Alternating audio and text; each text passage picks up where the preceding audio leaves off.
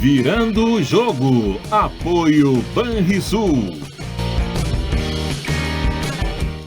Olá, amigos, muito boa tarde. Está começando o nosso Virando o Jogo desta quinta-feira aqui na RS Play, canal 524 da Claronet para todo o estado do Rio Grande do Sul. E é claro, nos acompanha também nas plataformas digitais www.rsplay.com.br ou no Virando o Jogo TV lá no YouTube. Você acompanha a nossa programação de segunda a sexta-feira, 2 da tarde, o nosso encontro marcado. Hoje recebendo primeiro, o André Prestes, um cara que resolveu me responder no WhatsApp e está de volta à nossa bancada com muita honra e satisfação. Tudo bem, André? Tudo bem, Barbosa. Abraço a você, abraço aos nossos colegas, a todo mundo.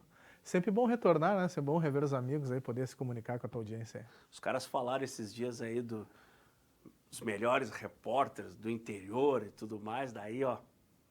A máscara, mas é interessante que isso aconteceu ontem. Como é que pode uma máscara tão rápida? Mas é que a repercussão... O Rogério Belk, né, cara? A repercussão é muito rápida, né? Tá conosco também Ale Machado, nosso colega da Rádio Galera, grande bruxo. O bruxo é outro que... é uma máscara que Deus o livre, cara. É uma dificuldade para organizar aquela agenda. Tudo bem, Ale? Boa tarde, bem-vindo aí. Obrigado, muito obrigado pelo convite, prazer estar aqui para a gente falar de futebol, né? Falar desse momento aí distinto de Grêmio e Internacional. Às vezes o que a gente menos fala é de futebol, tá? Mas esse é o foco principal, isso é verdade. O André, tu tá preocupado com o Internacional? Aliás, vocês estão preocupados com o Internacional? Olha, Barbosa, nas participações que eu tenho lá na Rádio Gazeta, eu venho falando no mínimo nos últimos 3 anos que a dupla Grenal ela tá se transformando no futebol catarinense, né? O Figueirense, os times de lá, só para participar do Campeonato Brasileiro, né? Internacional e Grêmio realmente estão decaindo de uma maneira drástica, principalmente com as suas gestões, com a falta de dinheiro.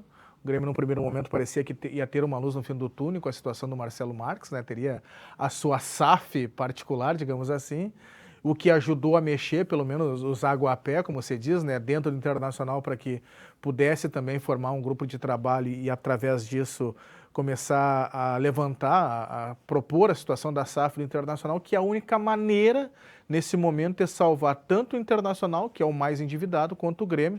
Mas claro que existe SAFs e SAFs, tem que ser bem avaliado, né? Mas a preocupação é forte, tanto que nós chegamos nessa situação, um Grêmio que conseguiu na última partida agora aliviar, né? Terminou 2025, quem sabe almejar uma Sul-Americana, beliscar uma pré-Libertadores, mas já tendo o espaço e o tempo para planejar com a nova diretoria que foi eleita. E o Internacional é essa indefinição, o Internacional não tem a sua capacidade dentro do gramado de definir aquilo que precisa nas partidas para pudesse ser livrado uma vez dessa zona da confusão. Tem mais um ano aí, infelizmente, para o torcedor do Internacional, que é a gestão Barcelos, né, que está tanto tempo aí participando de outras gestões, mas não consegue ser campeão, ganhou um campeonato gaúcho com a corda extremamente esticada, e a gente não sabe até quanto isso foi válido ou refletiu também nas demais competições. E claro, preocupado, sim, o Internacional não mostra uma capacidade dentro do gramado para que possa, de uma vez, fazer uma vitória frente agora ao Vasco que vem, né? Que vem agora amanhã, no caso, sexta-feira. E o Grêmio tá mais tranquilo, olhar para frente, tentar alguma coisa melhor do que está nesse momento. Tu sabe que indo nessa linha, e os guris do corte ali, eles adoram essas deixas, né? Eu costumo facilitar a vida deles. Há 1 ano e meio atrás, eu fiz a seguinte leitura de que o Internacional precisava, de alguma maneira, voltar a ter um vestiário com um sentimento de campeão, um vestiário mais tranquilo, porque enquanto o ambiente não mudasse, a gente via o Internacional do jeito que está vendo.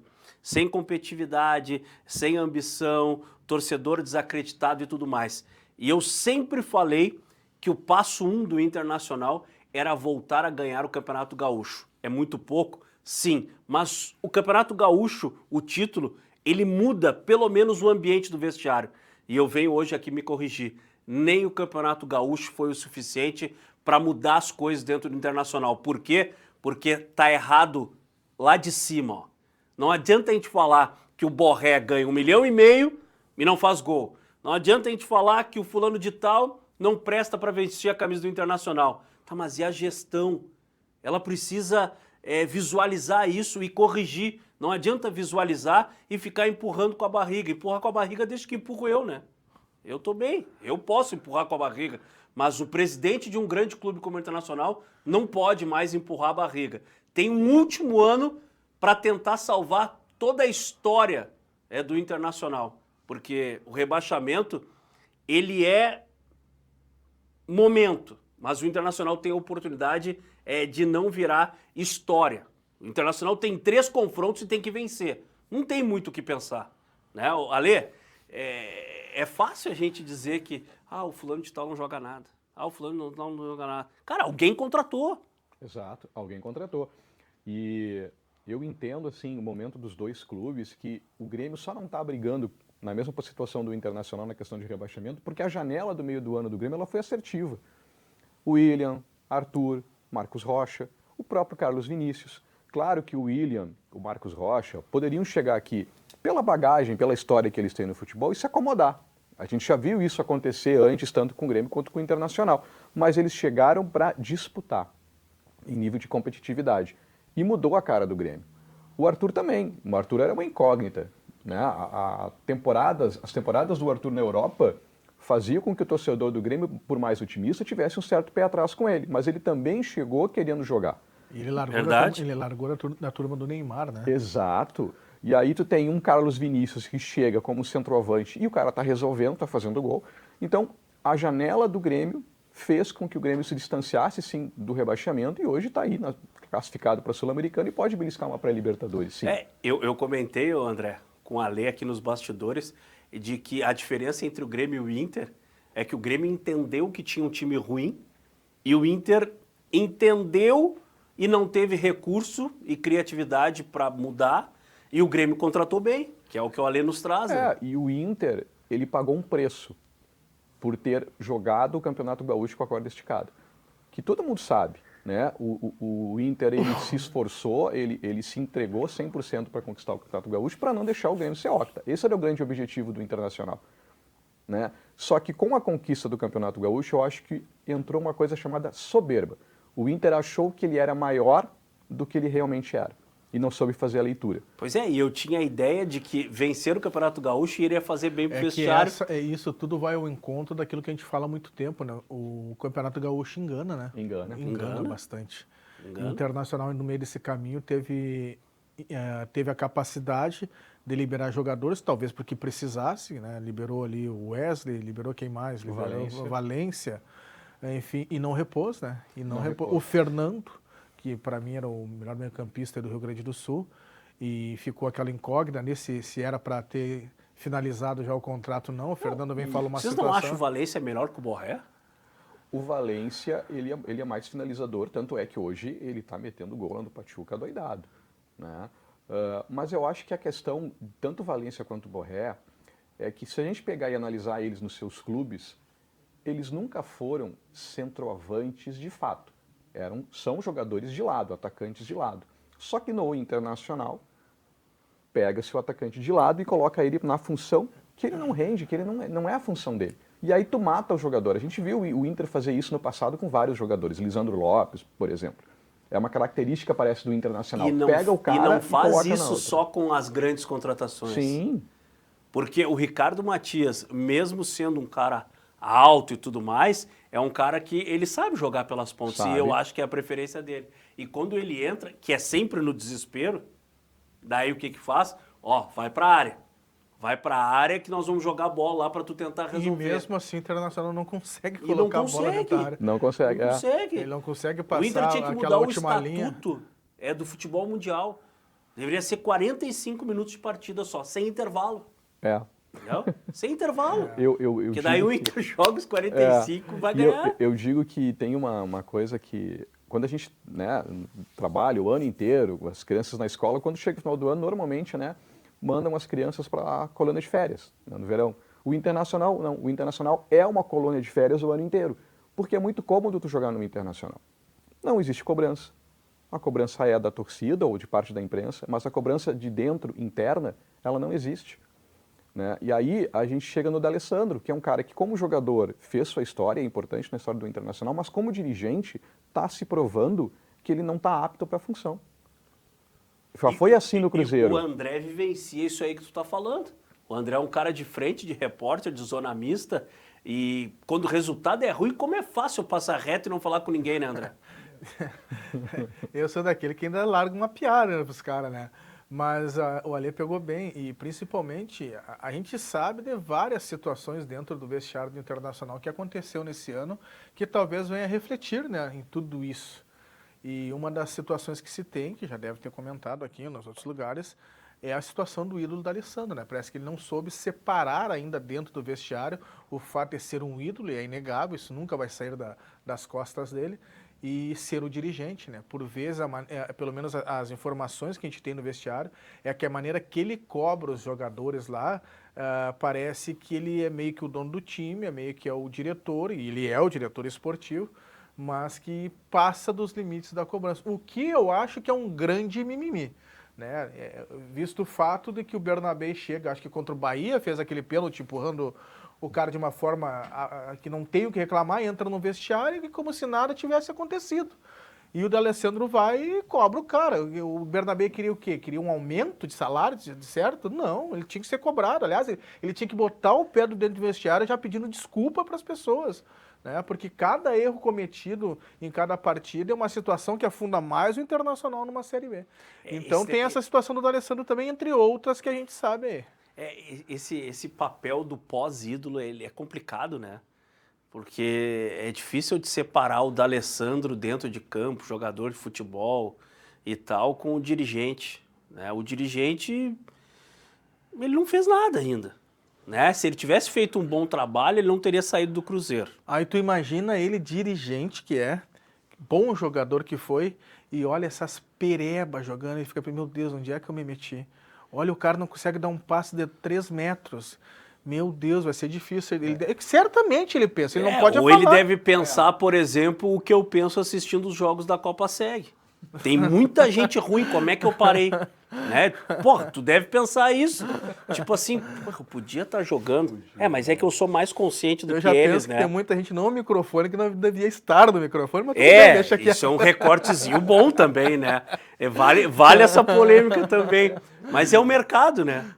Como diz o Cristiano, você tem muito ratão aí, né? É, ratão. E na questão do D'Alessandro, eu acho que... Bom, primeiro, todo mundo sabe que quando ele veio para o Internacional, ele veio para ser o escudo da diretoria. Até porque ele não tinha uma boa relação com o Alessandro Barcelos, tinha aquela questão da cobrança que ele fez publicamente de valores que não foram acertados com ele. O Sobis teve que costurar essa aproximação e ele veio para ser o escudo. Tanto é que eu brincava muito nas transmissões da Rádio Galera, que eu dizia assim, olha, de tanto que o D'Alessandro entra para ver o aquecimento dos jogadores, que ele abanda já para a dá torcida, o uniforme. eu vou trazer uns pompons de líder de torcida e vou entregar para ele, porque é isso que o D'Alessandro faz. E a gente questiona muito o que, de fato, o D'Alessandro faz dentro do clube, mas muito daquilo que ele acaba sendo criticado por a gente não saber é por um problema que o Internacional tem que é crônico. O Inter não sabe se comunicar. O Inter não esclarece as coisas, ele não deixa as coisas transparentes. Não, o D'Alessandro ele faz isso no dia a dia. O Bisol faz isso no dia a dia. A gente não sabe, a gente não vê, então a gente tem que fazer leituras. Mas é tipo treino fechado. É o treino fechado. Os caras... E a gente vive a zona mista, a gente escuta essas cornetinhas, A gente não vai ter argumento nunca contra eles. Aí que acontece? Aí passa um dirigente do Grêmio ou do Inter, vamos pegar o exemplo nosso aqui, né, do Rio Grande do Sul, Porto Alegre, e diz, da onde é que tu tirou, André, aquela escalação? Da onde é que tu tirou que uma lesão de não sei o quê é 9 meses fora? Cara, eles dão um precedente pra gente acabar falando bobagem no microfone. Porque eu não sou médico, entende? Então, a gente precisa passar informação. E algumas vezes a gente acaba falando umas bobagens até por causa disso. Eu não posso ver treino, não tem mais entrevista coletiva ou entrevista individual, do jeito que for, ou mesmo um comunicado do departamento médico. A gente vê a situação do Rocher. Pô, o Rocher foi isso aí. Tava programado o cara vir pro ano que vem, voltar... Aí, do nada, o cara me aparece como titular. Exatamente. Pô, mas vocês estavam falando bobagem o tempo todo, então. Não, eu não tô falando bobagem. Mas é que ninguém esclarece nada, cara. Ninguém fala nada. Tipo, no Grêmio nós tínhamos recentemente o Renato. O Renato que dizia, fulano de tal esquece, não vai voltar. Tá, mas não vai voltar por quê, Renato? Que lesão que foi? Eu quero que alguém um dia me explique ainda, André e Alê, o que é o tal do desconforto muscular. Isso eu quero saber. Porque, cara, jogador de futebol, ele joga com desconforto a vida toda. Porque o cara joga 2 vezes por semana, tá? E toma porrada o jogo todo. Desconforto tenho eu, todo dia, quinto dia útil, ainda tem que tomar Dorflex ainda. Que negócio é esse de desconforto muscular, cara? Os caras estão jogando o campeonato na várzea e aí os caras chegam no vestiário de muleta, tá? E daí do nada o cara aparece jogando. Sim. O Antony agora, né, jogou a penúltima partida, titular, né, quando teve a lesão do Ivan. Aliás, como é azarado o Ivan, né? E aí, de repente, do nada, a gente sabe que recebe a notícia, Rocher vai pro jogo. O Ivan sentiu, teve um desconforto. Mas em que tempo, em que momento que o Ivan teve esse desconforto? Não, pode ter sido em treino e a gente não tem Pois acesso. Exato. Eu acho que aí é aqueles migué que eles dão quando eles não querem que um jogador vá para campo, quando eles não querem deixar sentem a segurança não querem no colocar um jogador numa berlinda. O cara jogou muito mal, vem jogando muito mal várias partidas, a rede social pegou, a torcida tá pegando em cima, a imprensa tá pegando em cima. Queima o jogador. Aí tu fala que ele tem uma lesão. Tem um desconforto, não tá sendo poupado, não volta tão cedo. E eles cansam de fazer isso, torcedor, e você acha que a gente muitas vezes está mentindo. Cansam. Deixa eu aproveitar aqui e trazer um recado para a nossa audiência, para os nossos telespectadores, é do Banrisul, porque a tua vida financeira ela merece muito mais praticidade. O aplicativo do Banrisul, ele está de cara nova, moderno, fácil de usar e com tudo que tu precisa em um só lugar e na palma da tua mão. É isso mesmo. Abre a tua conta bem rapidinho, acompanha teu saldo, faz teus pagamentos e muito mais. Baixe agora mesmo o aplicativo do Banrisul e confere como ele está bem mais intuitivo, porque moderno mesmo é facilitar a vida. Banrisul, o banco dos gaúchos. Rapidinho e a gente já volta.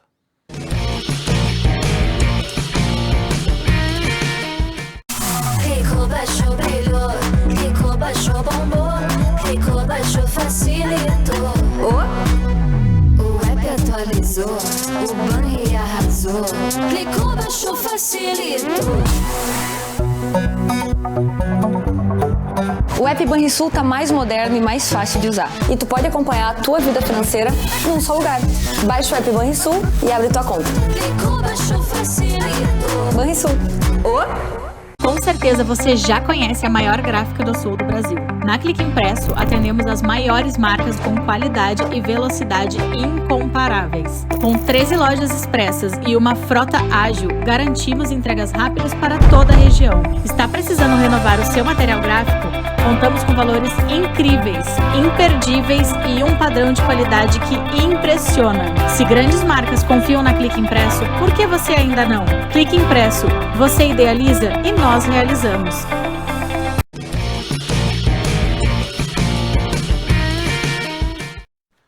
De volta com o nosso Virando o Jogo desta quinta-feira aqui na RS Play, recebendo o Alê Machado, nosso colega da Rádio Galera, e também o André Prestes, repórter lá da Rádio Gazeta. Agora tá boletim, esses dias estava rolando ali durante a tarde ali, tem uns boletins, né, de manhã. Sempre teve. Mas contigo? Ah, sim. Não, agora tu tá... Agora resolve. Vamos botar esse guri pra trabalhar. Tem boleto, né? Tem boleto, né? Todos aqueles não a gente repensou, exato, né? claro. É melhor começar a dizer sim. Vamos fazer uns boletins. Gente, a situação do Grêmio é mais confortável, né? Acho que dá pra projetar, de repente... Claro, tem Flamengo, tem o Palmeiras, tem Copa do Brasil, tem Libertadores, mas daqui a pouco, se rola um G8, o Grêmio é o 9º hoje. Não tá tão descartado, né? Dá para criar uma expectativa, Não, dá né? para criar, sim. O que deu para entender até agora, nas manifestações que a gente conseguiu ter dos dirigentes e da comissão técnica, que o Grêmio vai trabalhar muito nesses diazinhos, nesses jogos finais, muito parte física também, cuidar da parte física, porque como a gente sabe que a temporada 2026 ela é antecipada, o Grêmio não quer ninguém com mais lesão com longa distância, né? Como quer teve sair agora para as férias com todo mundo inteiro. Tem o Noriega, né? Que saiu, deve voltar só lá em fevereiro, pelo que eu lembro, né? No meio de fevereiro, ou início de fevereiro. E tem outros jogadores para voltar, né? Como Balbuena, Vila Sante, entre outros aí. Então o Grêmio vai cuidar bastante dessa parte, mas vai tentar colocar o máximo possível dos seus jogadores titulares exatamente para almejar uma pré-Libertadores, uma Libertadores, ou quem sabe aí a Sul-Americana. Mas é importante, eu acho que o exemplo está aí do lado, né? Alguns quilômetros da Arena para o Beira-Rio. O ano passado o Internacional terminou relativamente bem, né? Com um time, né? Com o Roger, entrou um Campeonato Gaúcho jogando muito bem e depois afundou. E porque o Internacional, ano passado, terminou melhor que o Grêmio. E a expectativa toda era essa, pô, o Internacional tem um time montado, tem um time bom, tem um técnico bom e não deu nada certo. Então a gente tem agora um Grêmio que tem um time, pelo menos uma espinha dorsal boa para iniciar 2026. Falei com ali nos bastidores também, o cuidado que precisa ter, porque o Grêmio vai ter muitos jogadores com idades avançadas.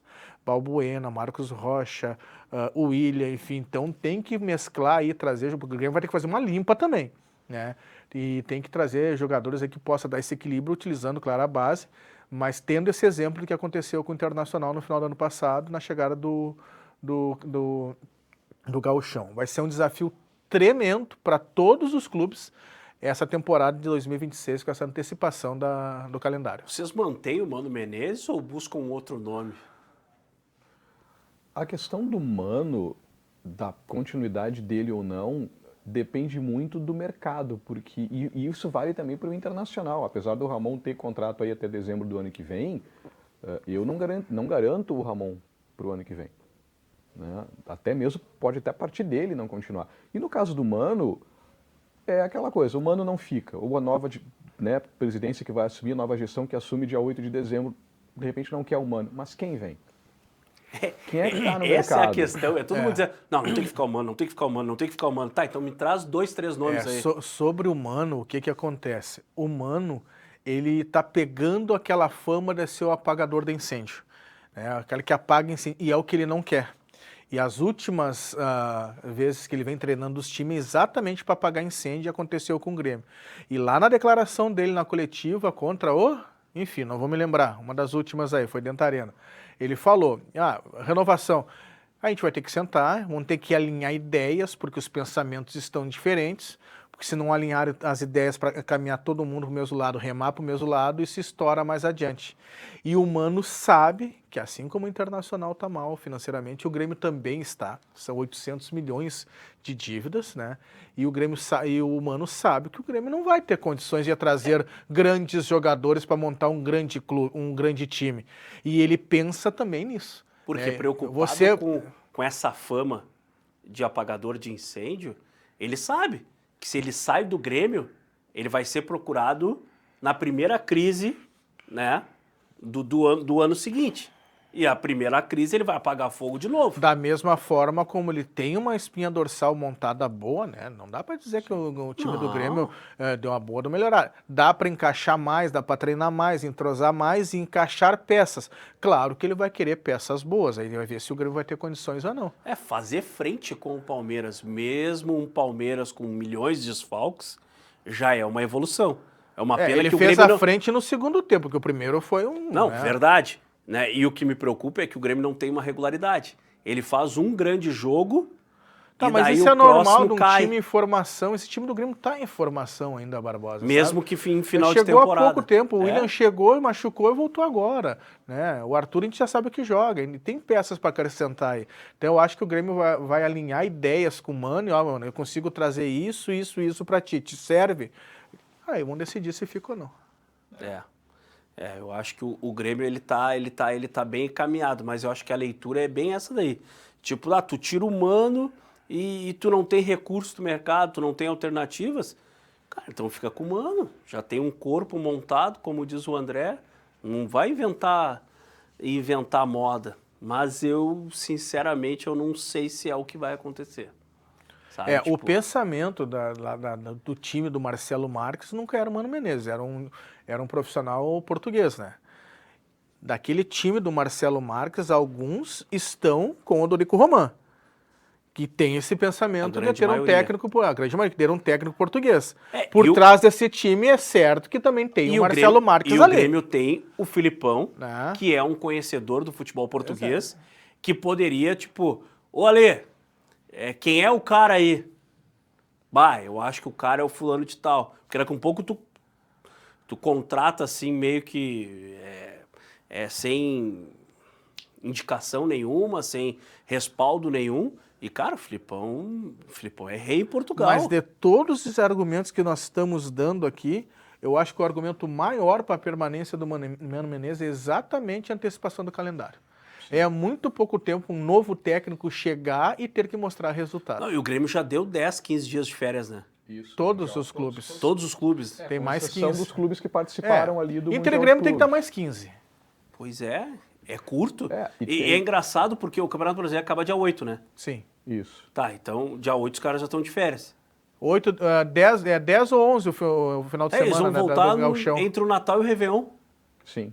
Sim, tem que voltar para treinar, né? Porque Coitado o desses Grêmio acho que é caras. dia 10 que estreia o Gauchão Isso. contra o Avenida em Santa Cruz, se eu não estou enganado. É. Ah, joguinho bom pra ti, né? Bom, não, lá eles fazem, eu não vou, deixa eu E quieto. tem uma aqui. outra questão. Mas é da casa. E tem uma outra questão que pesa a respeito do Grêmio para 2026, nessa questão de continuidade ou não do treinador, além do curto tempo para uma pré-temporada, é a questão até dos nomes que possam vir.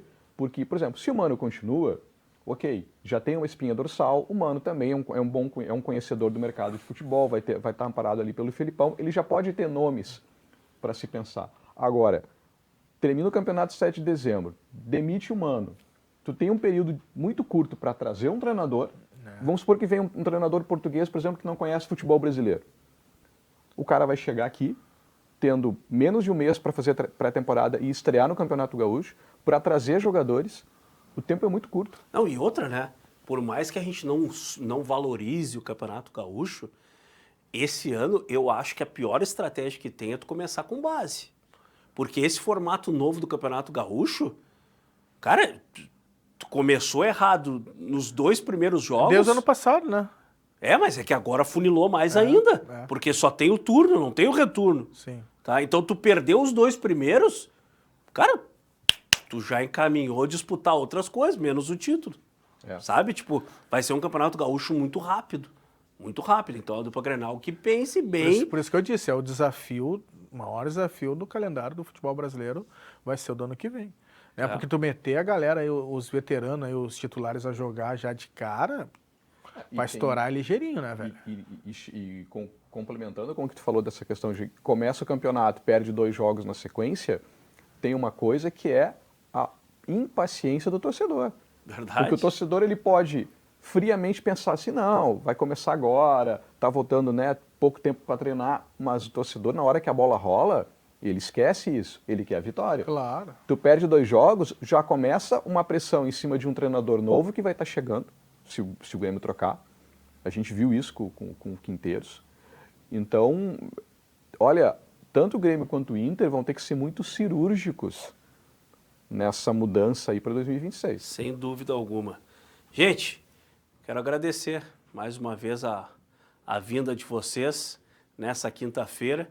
E o Maurício, o Maurício, ele tem uma inveja boa, né?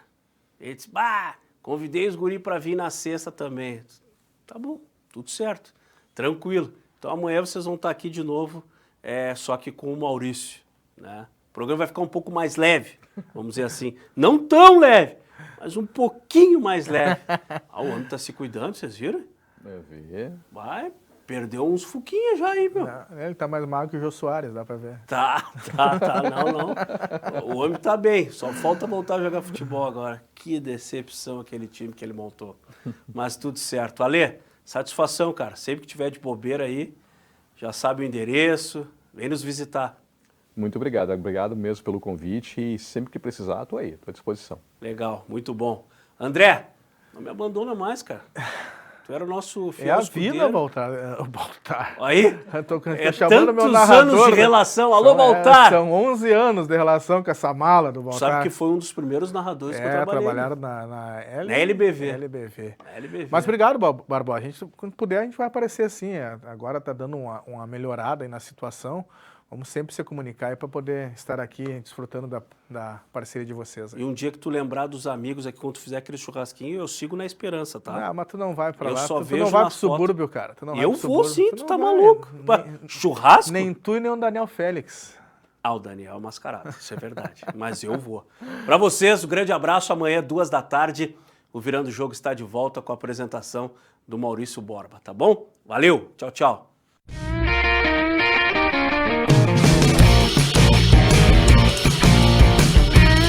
Virando o Jogo. Apoio Banrisul.